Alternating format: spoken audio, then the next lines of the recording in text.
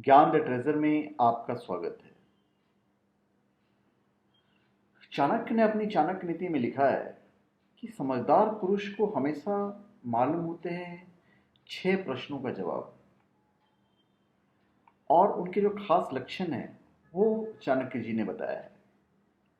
यदि आप सफलता का प्रतिशत बढ़ाना चाहते हैं तो चाणक्य ने एक नीति बताई है। इस नीति का ध्यान रखेंगे तो आपको अधिकतर कार्यों में सफलता मिलेगी। चाणक्य ने जो श्लोक कहा है इसके लिए वो है, कः कालः कानि मित्राणि को देशः कौ व्यय यागमो कस्यां का च मे शक्तिरीतं चिन्त्य मुहुर्मुहुः। यह चाणक्य नीति के चतुर्थ अध्याय का 18वां श्लोक है।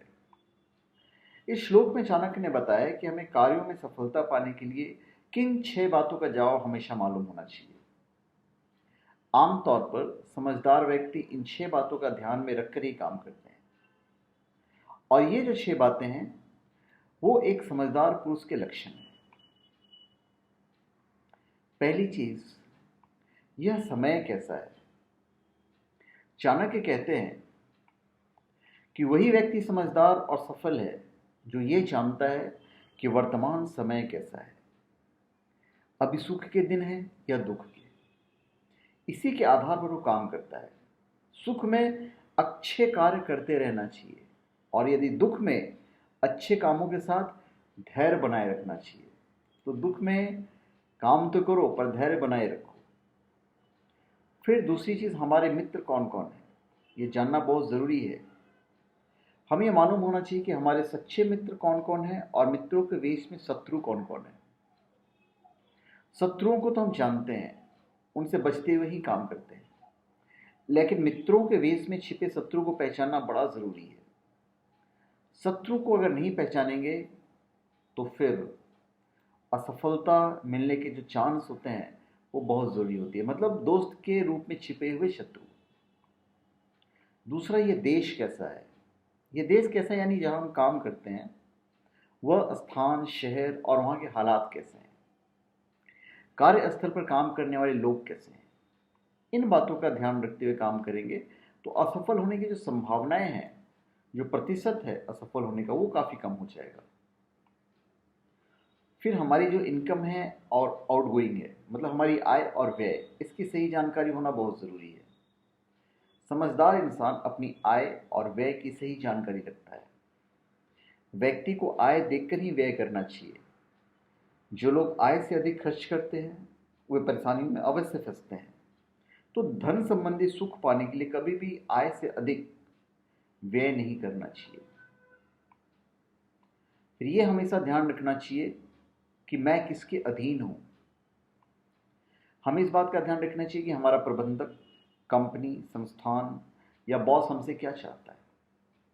हम ठीक वैसे ही काम करें जिससे संस्थान को लाभ मिलता है।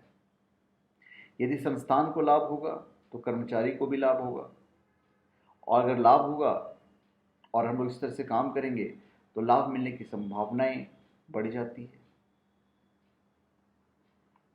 फिर अपने आप को पहचानो कि मुझ में शक्ति कितनी है। इस नीति की अंतिम बात सबसे जरूरी है। हमें यह मालूम होना चाहिए कि हम क्या क्या कर सकते हैं। वही काम हाथ में लेना चाहिए जिसे पूरा करने का सामर्थ्य हमारे पास है। यदि शक्ति से अधिक काम हम हाथ में ले लेंगे तो असफल होना तय है, कि इतना सारा काम कोई हैंडल नहीं कर सकता भैया। अभी हम चलते चलते कुछ और चाणक्य की बातें बता देते हैं। फूलों की सुगंध केवल वायु की दिशा में फैलती है, लेकिन एक व्यक्ति की अच्छाई हर दिशा में फैलती है। इसलिए अच्छे कर्म करो भैया, चारों तरफ आपकी खुशबू फैल जाएगी। हमें भूत के बारे में पछतावा नहीं करना चाहिए, जो बीत गया वो बात गया। ना ही भविष्य के बारे में चिंतित होना चाहिए। विवेकवान व्यक्ति हमेशा वर्तमान में जीते हैं कि अभी हम क्या कर रहे हैं, क्योंकि भविष्य कोई नहीं जानता और वर्तमान के पीछे पछता कर फायदा नहीं है। जो चिंतन में रहता है वह करीब है, भले ही वास्तविकता में वह बहुत दूर ही क्यों ना हो। लेकिन जो हृदय में नहीं है वो करीब होते हुए भी बहुत दूर है। बात में बहुत गहराई है चाणक्य की। अपमानित होकर जीने से अच्छा है मर जाओ।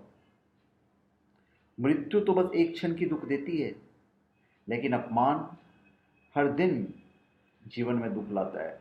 अपमान की जिंदगी कोई जिंदगी नहीं है। कभी भी उनसे मित्रता नहीं करें जो आपसे कम या ज्यादा प्रतिष्ठित हो। ऐसी मित्रता आपको कभी कोई खुशी नहीं देगी। ये सब बहुत गूढ़ बातें हैं चाणक्य की। जो लोग परमात्मा तक पहुंचना चाहते हैं उन्हें वाणी, मन, इंद्रियों की पवित्रता और एक दयालु हृदय की आवश्यकता होती है। उसके बगैर आप परमात्मा तक नहीं पहुंच सकते हैं। जैसे ही भय करीब आपके आए, उस पर आप आक्रमण कर दीजिए, उसको नष्ट कर दीजिए।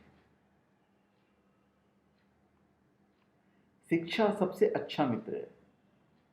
एक शिक्षित व्यक्ति हर जगह सम्मान पाता है। शिक्षा सौंदर्य और यौवन को परास्त कर देती है। तो ये सब कुछ चाणक्य की बातें हैं। तो धन्यवाद। वो जो 6 गुण जो थे पुरुषों वाले, 6 प्रश्नों के जवाब चाहिए हम आपको दे चुके हैं। तो धन्यवाद। आप हमारे चैनल को सब्सक्राइब करें और अपने कमेंट दीजिए। धन्यवाद।